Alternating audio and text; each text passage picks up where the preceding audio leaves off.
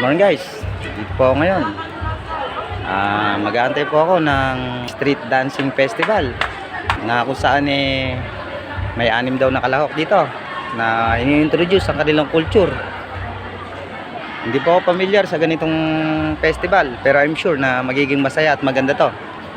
Kaya guys, samahan nyo ako na panoorin tong festival na to. At dito lang yan, sa bayan ng Baler, Aurora.